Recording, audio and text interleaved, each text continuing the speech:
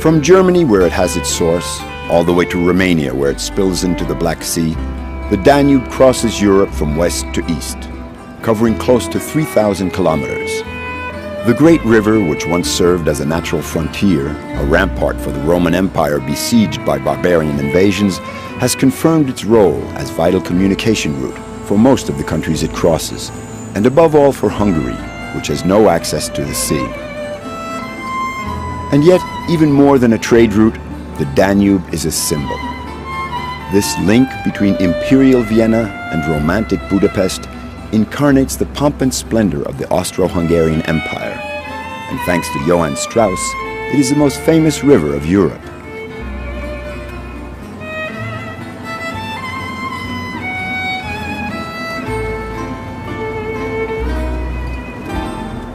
Even though it has been successively occupied by the Turks, ruled by Austria, colonized by Soviet Russia, Hungary has always managed to maintain the connection with its past, its history.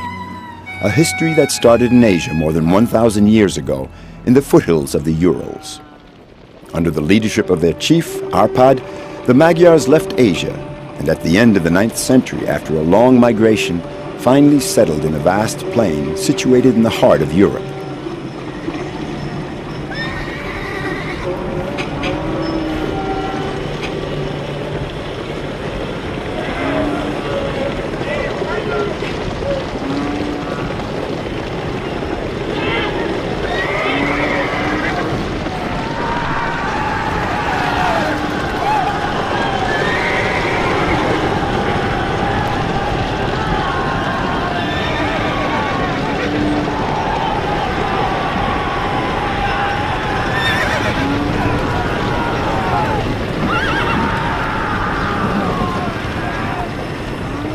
When they settled on these lands, crossed on the west by the Danube and on the east by the TISZA, these Magyar tribes gave birth to Hungary.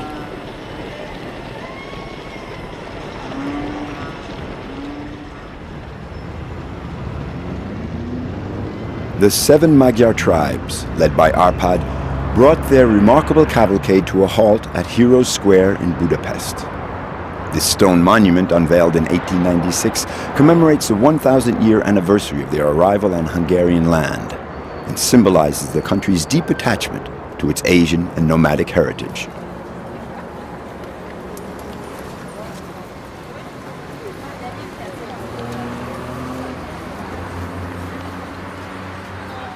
Budapest is a lively and eclectic capital that boasts many architectural wonders.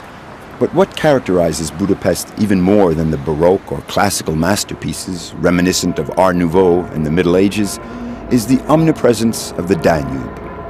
As if nothing beautiful in the city could have seen the light of day were it not facing the Danube.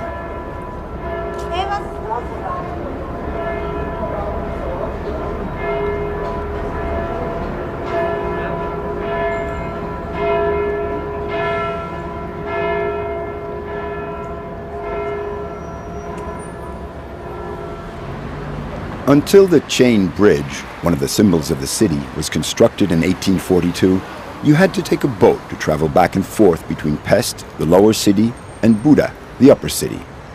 Hundreds of boats of all sorts were navigating the river at the time. The first steamboats were put into service at the middle of the 19th century. At first, they provided only regional service. A few years later, as they grew bigger and more powerful, they began to go from Vienna to Budapest. Thus, the cruise on the Danube was born. Now more than 80 boats dock at Budapest every day.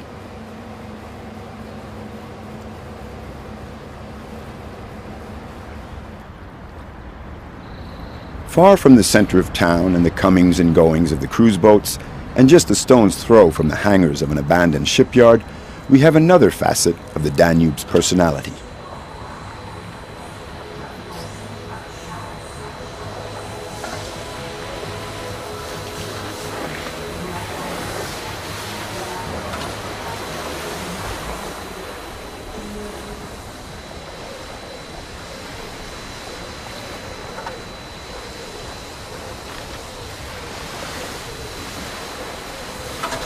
The former shipyard, now a marina and water sports center for Budapest's young jet-setters and nouveau riches, has closed the door on its past.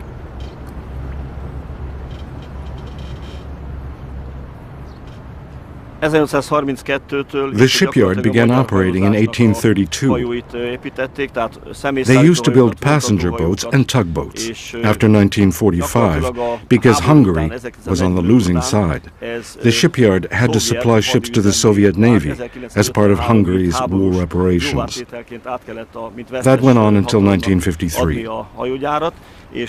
During that time, they built 2,500 boats as war reparations, and the exchange was very one-sided because we only got some cars, ladas. A curious footnote of history. But that aside, this marina is part of a long tradition. In Budapest, the baths inherited from the Turkish invaders and the countless swimming pools are veritable national institutions. As for fishing, even if the water is unfortunately quite polluted in the center of town, it is, as we will see throughout the film, a national sport.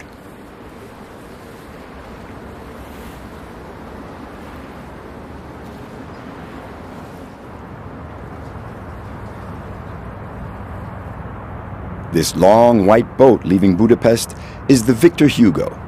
We're hoping to sail up the TISZA as far as Tokaj, but straight off with the captain's words of welcome, we see that the low water level may be a problem.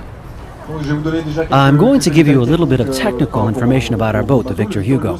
It's 82 meters long and 9 meters 50 in breadth, with three 300 horsepower engines, which allow us to cruise at a speed of 18 kilometers per hour relative to the water.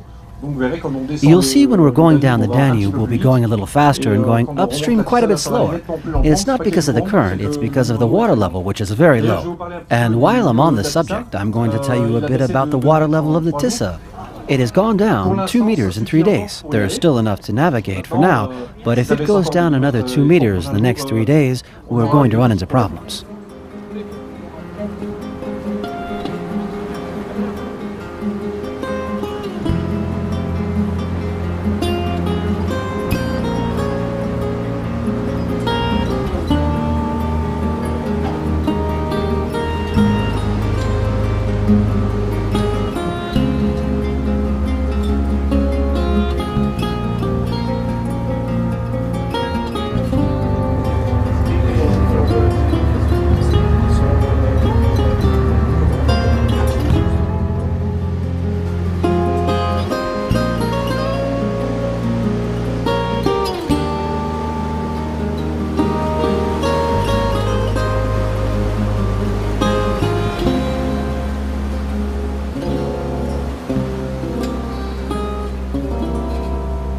After leaving Budapest in the declining light of the setting sun, we travel south during the night towards Moac.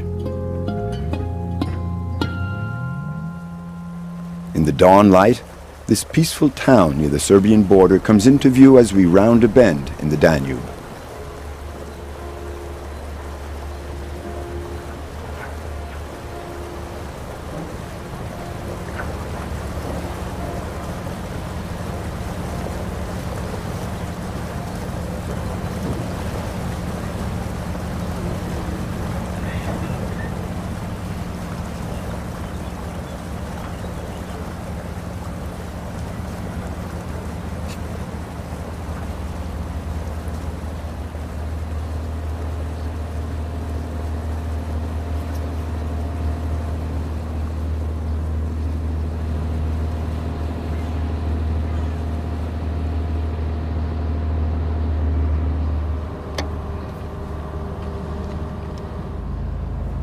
The guidebooks will tell you that Moac is not much of a tourist attraction, but 500 years ago the Hungarians suffered a crushing defeat here, which ushered in 150 years of Turkish occupation. But now nothing remains of that tragic episode of the country's history. So in Moac, in this backwater of the Danube, the inevitable fishermen peacefully wait for a nibble from a bream or catfish.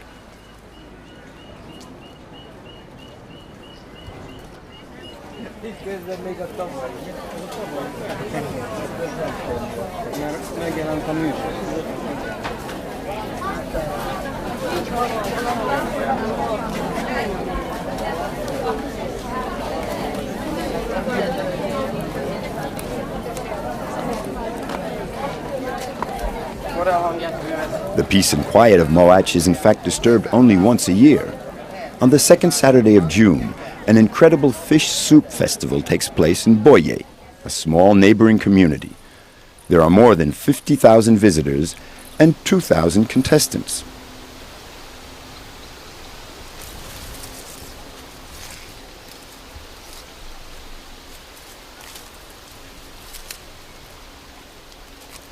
Josef takes part in this festival every year. But once the festival is finished, he doesn't pack up his kettle until the following year like most of the other participants. Making soup from the fish of the Danube is part of his everyday life.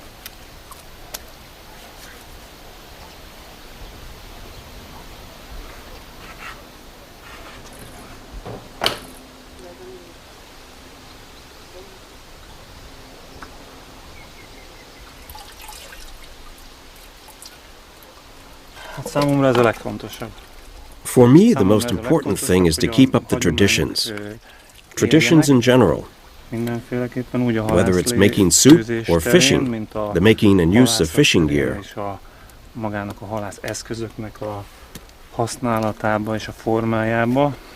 Everything goes so fast in today's world. Everything changes so fast. That's why we're losing our traditions so quickly. Take cooking, for example. Of course, you can buy ready-made fish soup in a package. It would really be a shame if the traditions were to die out.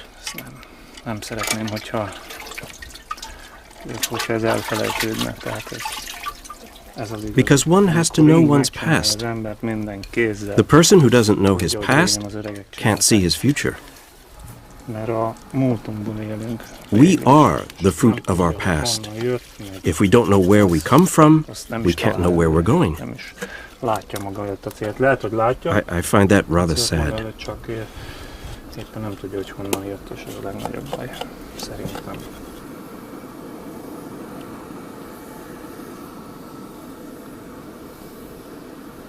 Paprika, some hot peppers.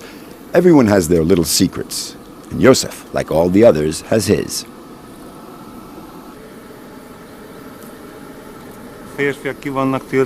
Usually, men aren't allowed to cook, except when it happens outside and they cook soup in a kettle. It's a very old tradition that goes back to the time when the men lived out in the open, when the men would go fishing or tend their herds.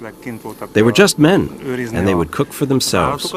That's where this tradition comes from. The men make the soup. Women don't have the knack for kettle cooking. Yes, that's how it came about. Because fishing and soup go together. It was really pretty basic. Some paprika, a few very simple ingredients. They didn't need women for that.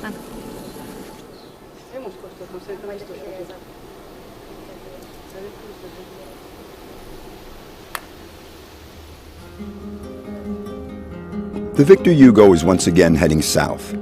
When the Danube leaves Hungary, it forms the frontier between Serbia and Croatia, two countries that used to be associated in the Federation of Yugoslavia. A large Hungarian minority lives in the region of Vojvodina, which is now part of Serbia. In Romania as well, where they number almost 2 million, but also in Croatia, Slovakia, and the Ukraine. The Hungarians living in neighboring countries are so numerous that they say Hungary is the only country surrounded by itself. The river is wide and the weather fine. For Denis, the captain of the Victor Hugo, the cruise seems to be going according to plan. A normal day on the cruise means we try to leave in the evening because it's very hot on the Danube. For us, it's very hot, so we try to leave early. It's much more pleasant for us and the passengers. At some point in the morning, we'll make a stop at an interesting city, and then we'll continue on later in the day after the sightseeing is done. It's summer, and in this season, the only worry, the only risk, is the dropping water level. We receive constant updates. All we have to do is radio by VHF. If I want to know what the water level is at a certain spot, I call and ask.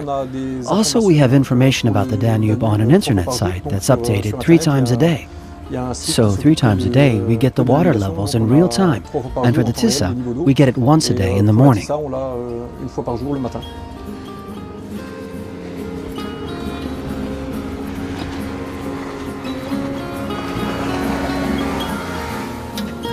Now, at the close of the day, the Danube seems to have put aside its role of natural border.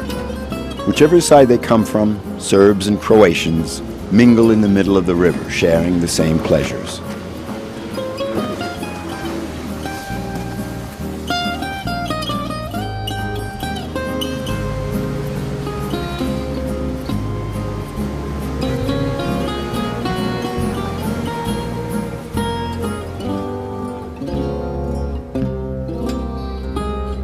It's a surprising sight when you think that just a few years ago, right here in the region of Vukovar, the two communities were engaged in a brutal war.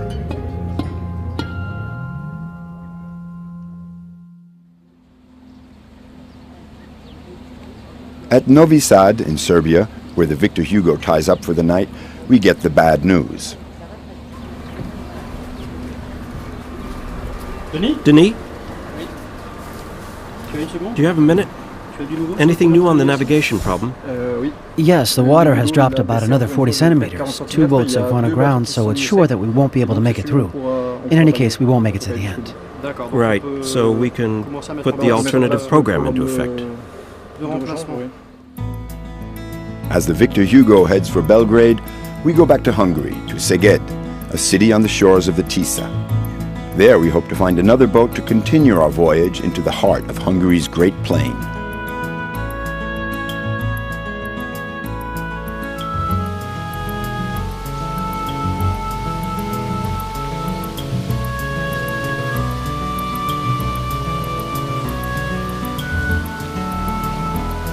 With the natural beauty and calm that reign on the banks of the TISZA, we forget for a while that we're in Szeged, one of the major cities of southern Hungary.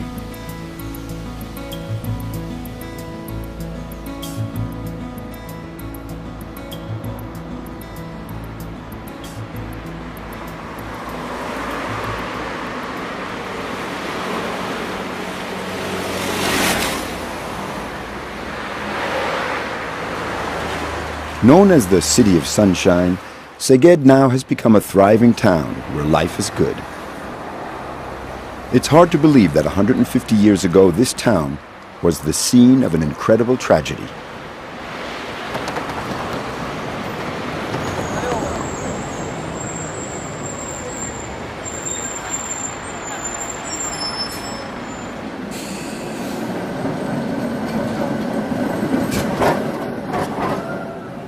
During the second half of the 19th century, the TISZA, which used to cause massive flooding, was gradually regulated. They cut off the oxbow lakes and straightened the bends. But in eliminating the bends, which were natural checks, the TISZA's route became much straighter. The current became much quicker and therefore more violent. And so in the winter of 1879, disaster struck. The historian István Tóth recalls the drama. Egy héttel a szegedi tragédia előtt, a week before the tragedy of Szeged, a dam had already broken further upriver near the city of Hódmezővásárhely, and part of the TISZA valley was flooded. The city of Szeged, which is located in the basin, was inundated by several meters of water. They sent a number of telegrams to the government, but it was already too late for the parliament to vote the necessary funds, in spite of the insistence of several representatives. The inhabitants and the army were doing all they could to reinforce the levees, but after several days of efforts, the water was still there, a sinister threat. The 12th of March at dawn, everyone was exhausted. The denouement was near. A week before, the Peshkora Dam in the north had broken, and the town was inundated by several meters of water. People thought that the danger would come from there, but because of the violent rain and winds, the railroad dam broke, opening up a gap 100 meters wide. And the water came rushing down into the basin where the city was. The flood covered the city with several meters of water and completely destroyed it. The writer Misak Karman, an eyewitness, reported that the muddy, filthy water was full of floating animal cadavers. At dawn, there was no more town, just a vast expanse of water.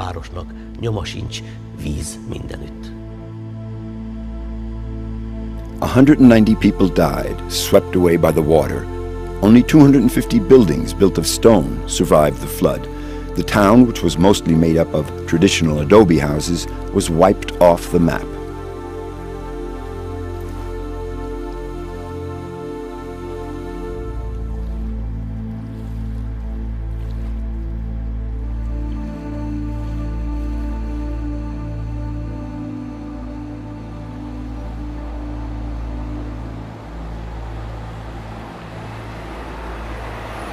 At the beginning of the 20th century, the city erected the first cathedral in the history of Szeged as a sign of thanks for having its inhabitants spared.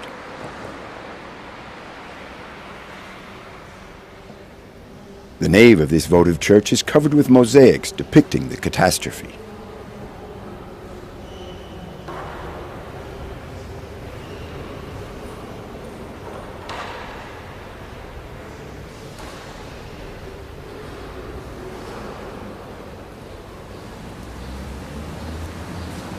And it's surely for the same reasons that in 1903 they built this new synagogue in an Art Nouveau Moorish style, even though the old synagogue had resisted the flood.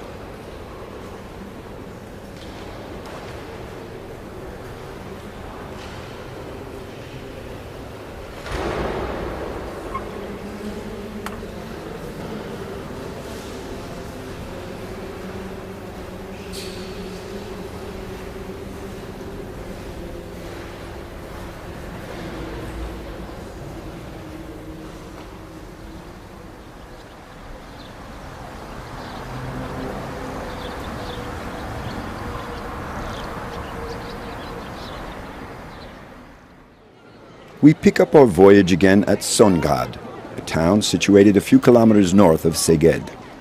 The water level is unusually low, but observing the design of the bungalows perched on their piles like wading birds, we can imagine the force of the floods.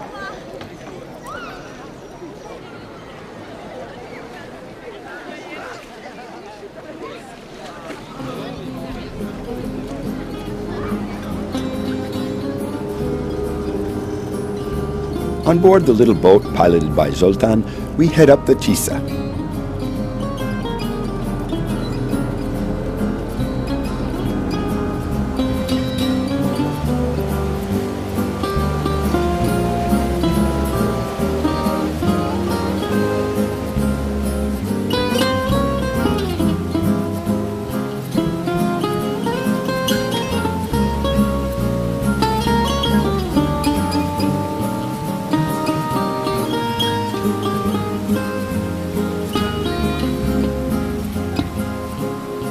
Zoltán is one of the official TISZA pilots.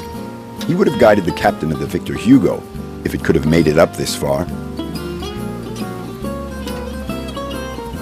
The TISZA, along with Lake Balaton, is a favorite vacation spot, and in summer its shores become crowded beach resorts.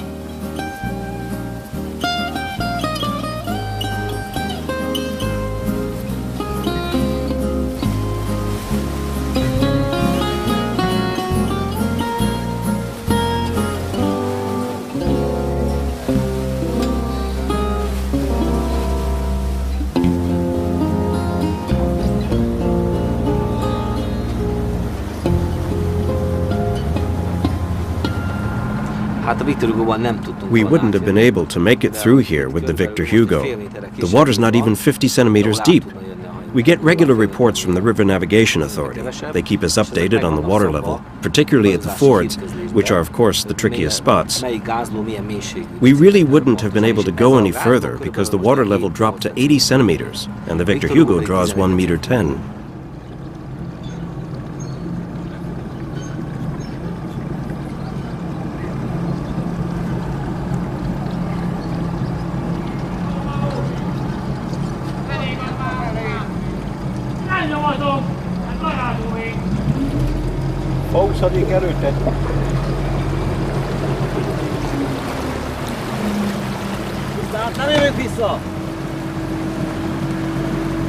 The swing bridges and the ferries that cross the river in different spots are the only signs that there are towns and villages nearby.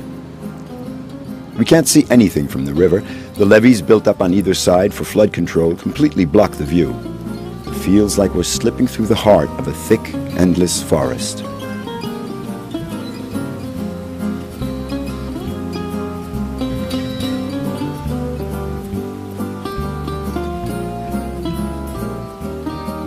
Seeing these children wading right in the middle of the river, we realize that the Victor Hugo would have had a problem passing this stretch of the TISZA, in spite of its shallow draw.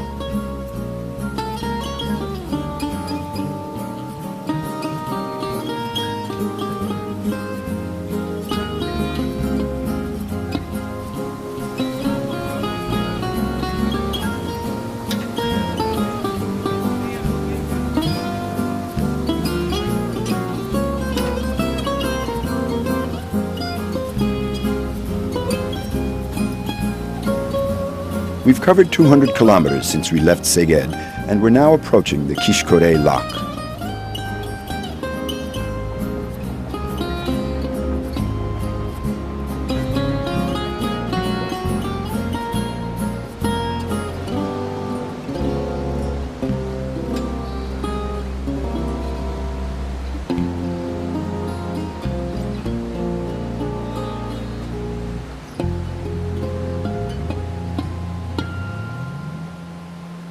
The filling of the Grigoriy Dam in 1973 created an artificial lake of 127 square kilometers.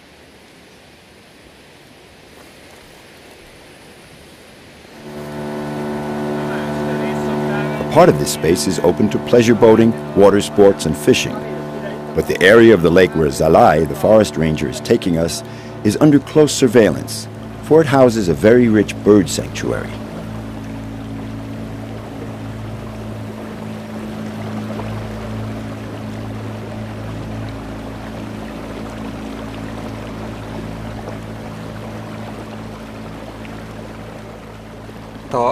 Here on Lake TISZA and in the Hortabai National Park, we're in a zone that's very rich in bird life.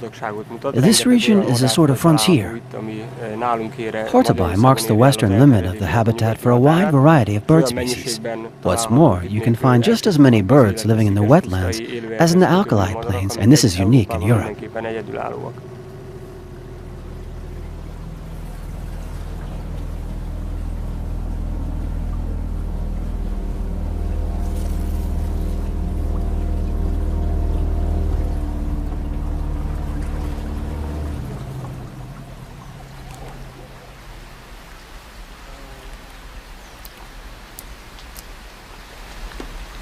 The most common bird on the Lake TISZA is the mallard. Towards the end of the summer, after the birth of the young, the families take refuge in the zones covered in water chestnut. These water chestnuts, which are very common, are an ideal food for ducks. And this is where the mallards have chosen to nest, in these protected zones surrounded by reeds and rushes.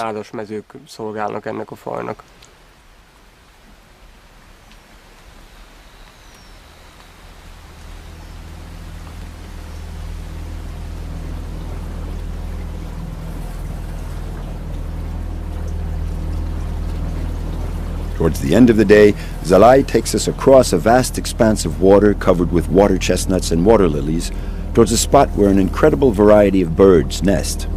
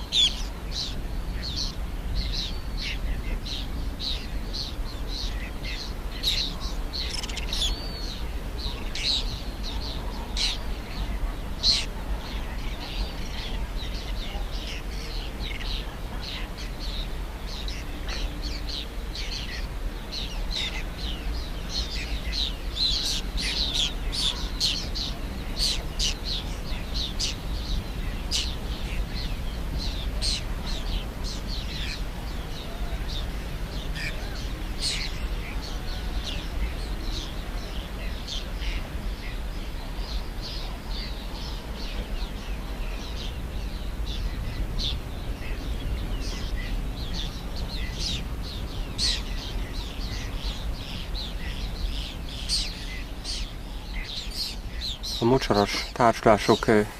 wetlands are home to a large colony of whiskered terns, a species that is quite characteristic of the region and which usually lives in the oxbow lakes of the river, where they find the aquatic plants, the fringed and yellow water lilies that are ideal nesting material for them.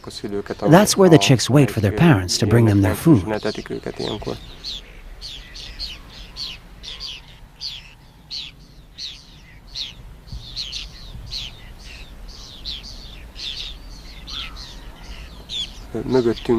Back that way, there are a lot of gulls and species that nest in the reeds, like night herons and lesser cormorants, which are of the same family as the greater cormorants, except that they come from the eastern Mediterranean.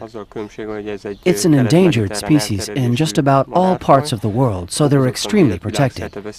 In Hungary, they have 3 regular nesting areas: Lake TISZA, Hortobai Park, and Little Lake Balaton.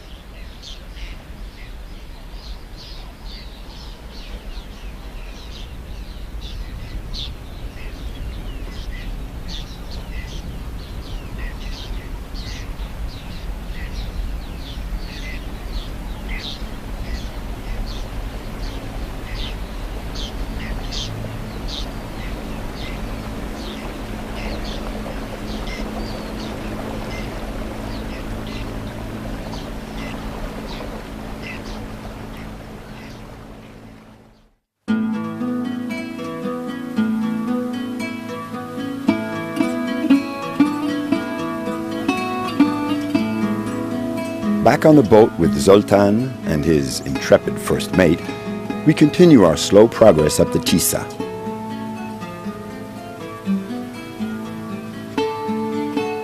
Zoltan was born in this region. When he was little, he would fish in the river with his father.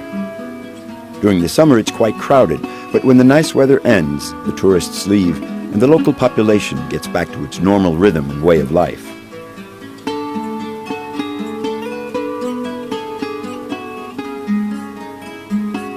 The people living on the shores of the TISZA are mostly poor, and for ages fishing has quite naturally been their only livelihood.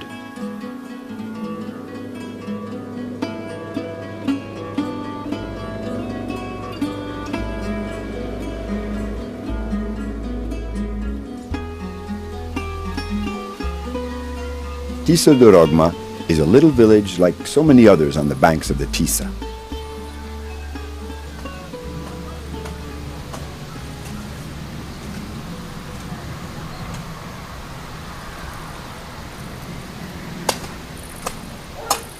One can see the elderly women drying wild mint. They mix it with other plants to make herb teas, following their jealously guarded recipes.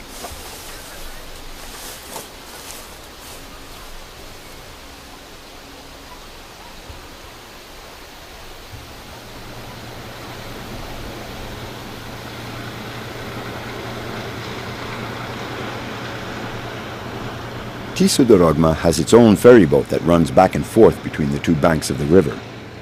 And then there's János, the village's one and only professional fisherman.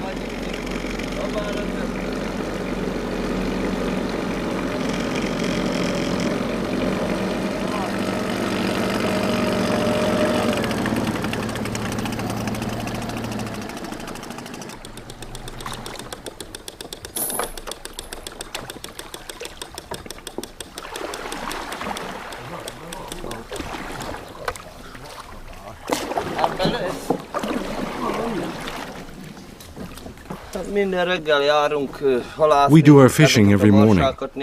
I raise the hoop nets. I have around 30 or 40 of them stacked out permanently. How well they work depends on the quality of the water. They work best when the water is muddy. They're less visible. But when the water is clear like it is today, it's not as good. We didn't catch much today, only 10 kilos. Sometimes the hoop nets even come up empty or with just a few fish. The fishing is best, in fact, when the river is high.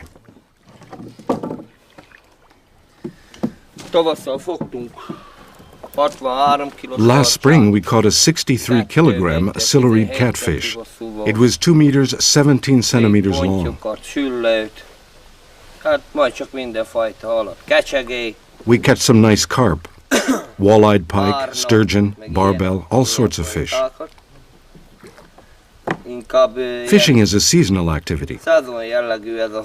In summer, whether you're a professional or an amateur, you don't catch very much. The best seasons are spring, fall, and winter too. Summer is really the off-season.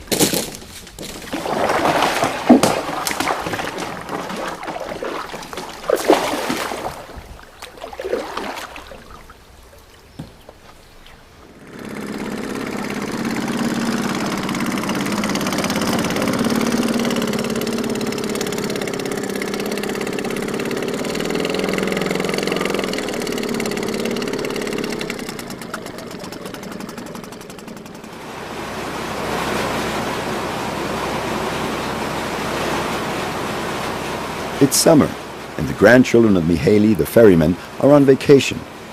To pass the time, they take the ferry back and forth a few times and observe the passengers. Then, when the heat gets to be too much for them, they take a dip in the river. The ferries were first put into service towards the middle of the 18th century. At the time, tow horses provided the power, hauling from the banks. Later, in the 20th century, they used bigger and more powerful boats to handle the increasing traffic. Now that there are bridges across the river, the ferries have become smaller, but they're still indispensable.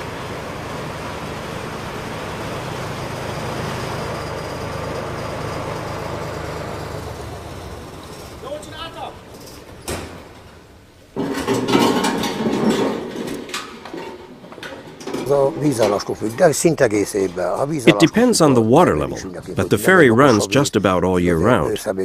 It stops in the fall or a little later when it starts to freeze. The passengers are people who go to work in Debrecen, or those who go to the other side, to Hortobai or TISZA, the village nearest to here. The ferry really cuts the distance down.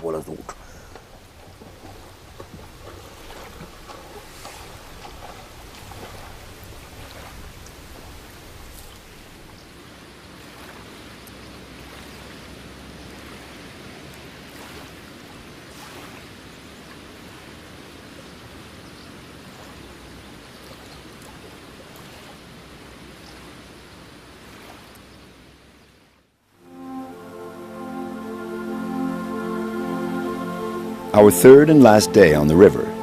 We've covered close to 400 kilometers since we set out from Szeged.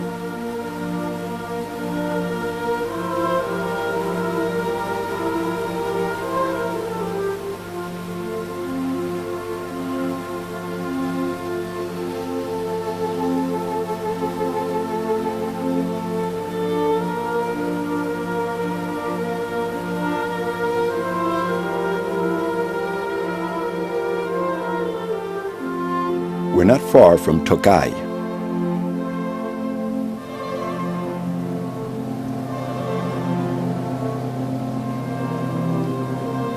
As the boat rounds a bend in the river, we finally come into view of the famous hill covered in grapevines, the symbol of this city with its 1,000 years of history.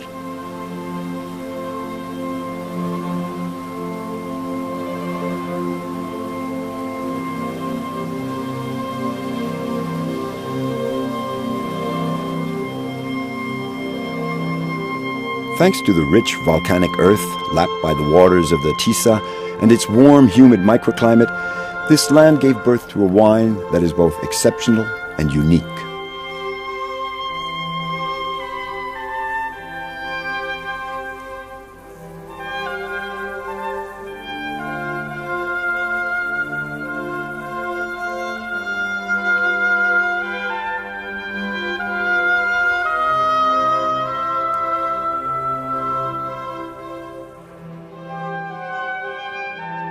Favored by Louis XIV, by Cromwell, and the Russian Tsars, Tokaj was dubbed the wine of kings.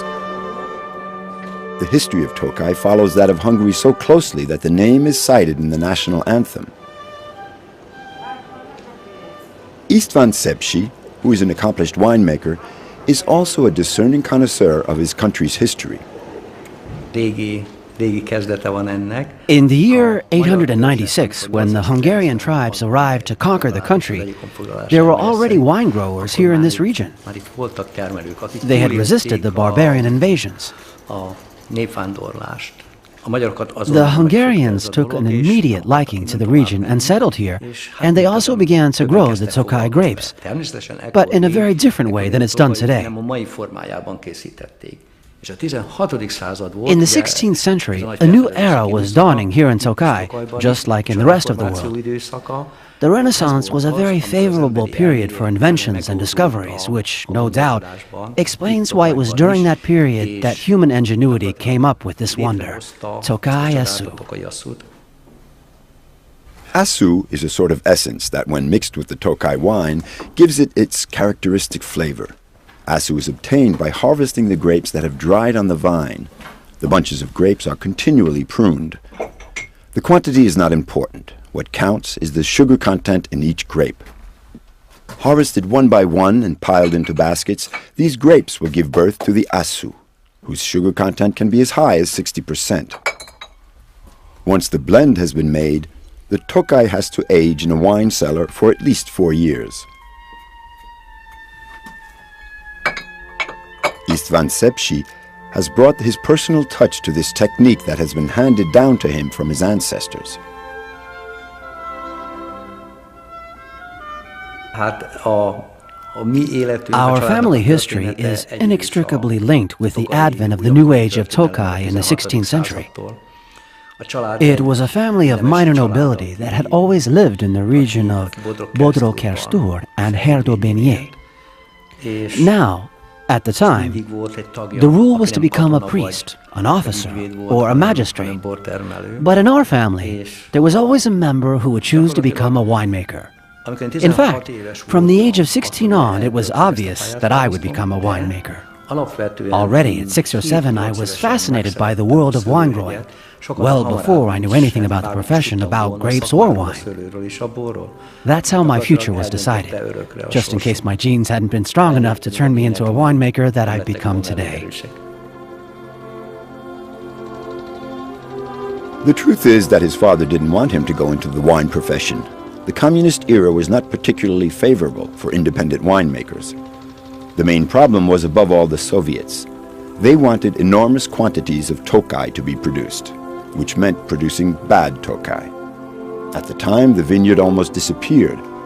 István, who spent so much time and effort piecing together, reviving and preserving the best plots of land, remembers.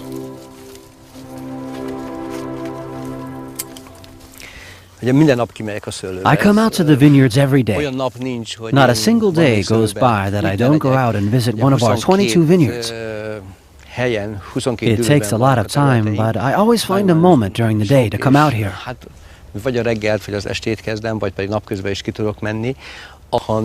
If you don't live with the vines as if they were a part of your family, you can't know them. And if you don't know them, you can't share their love. And without love, you can't produce wine with a soul. The most important thing is not only the quality of the wine, it's more what you could call the spirit of the wine. The spirit that will be passed on to others.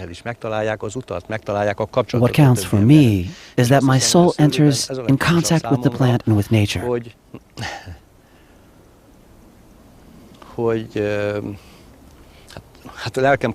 This is the only way I'm able to transmit this spirit to the wine lover. All that is transmitted not only through the product itself, but also through the ideas that it carries within.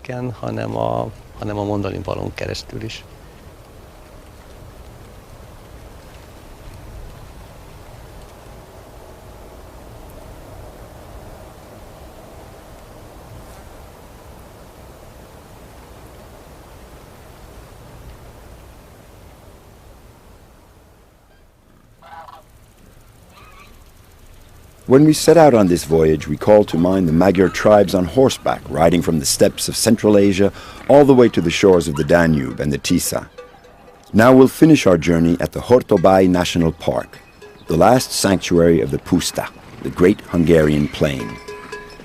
This wild steppe, which used to be a floodplain of the TISZA, has now been completely drained and regulated. It has a park with riding shows for the tourists and a natural reserve where naturalists carry out their research. Their mission is to preserve the original steppe and its native animal species.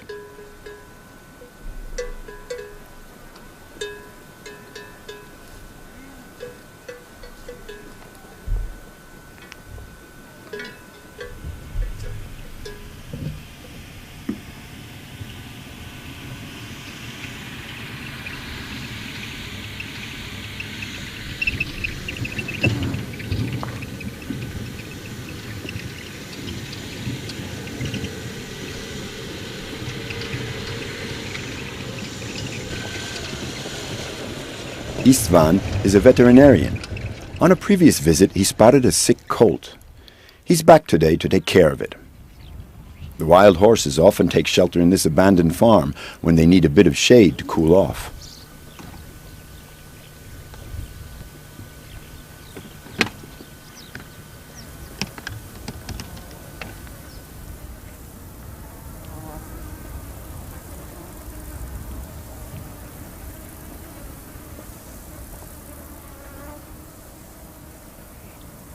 In the past, well before any human civilization, there were already animals of the ungulate family here, like the aurochs and the wild horse.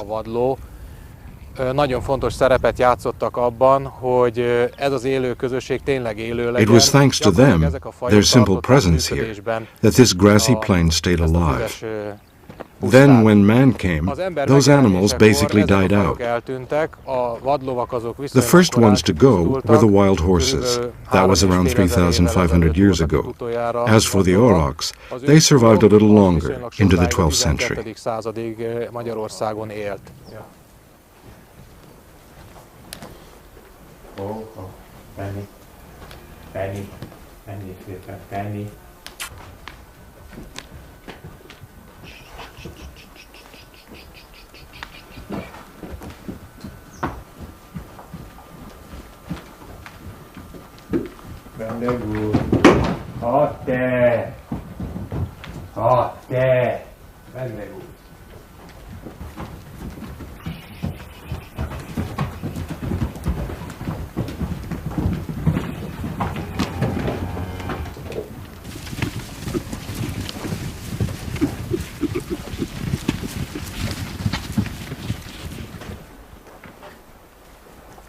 Aswan has spotted the sick colt, but the horses won't let him get near. He's going to have to inject the antibiotics with his rifle.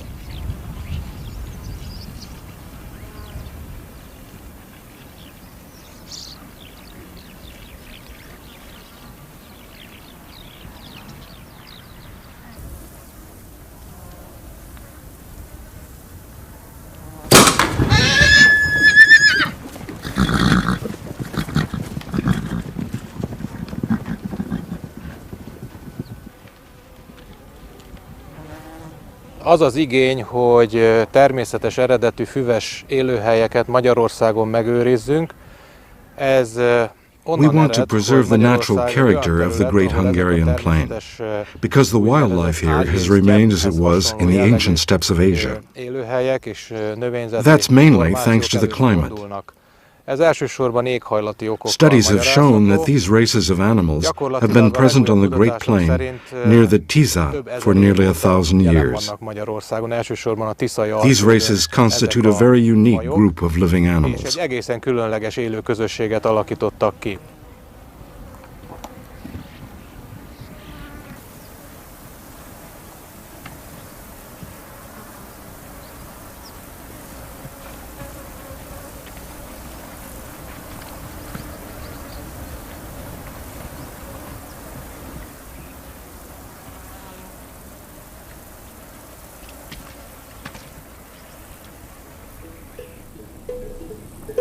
Herders have used this part of Central Europe as pasture land for hundreds of years.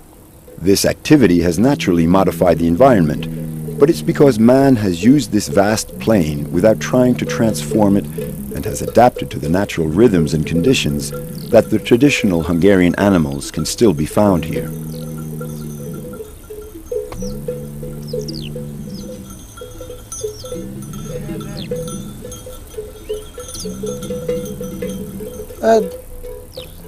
I'm not really sure, but we cover several kilometers a day so that the herd can get enough to eat. We start rounding them up at noon, and we get moving around 3 in the afternoon. Then the herd grazes until 11 o'clock at night.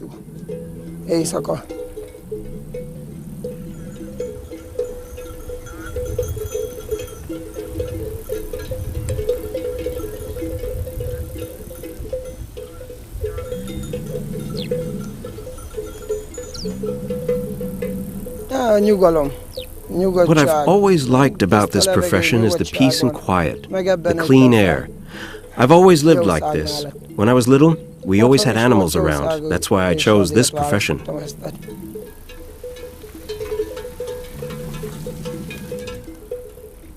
Almost 1,000 years ago, the 7 tribes led by Arpad decided to settle in this land.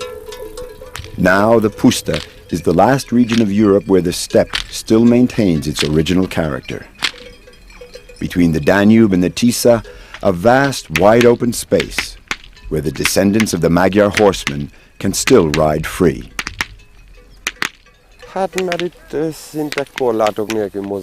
There are no fences here. You can ride for hours without seeing any kind of obstacle. Here, you're as free as a bird.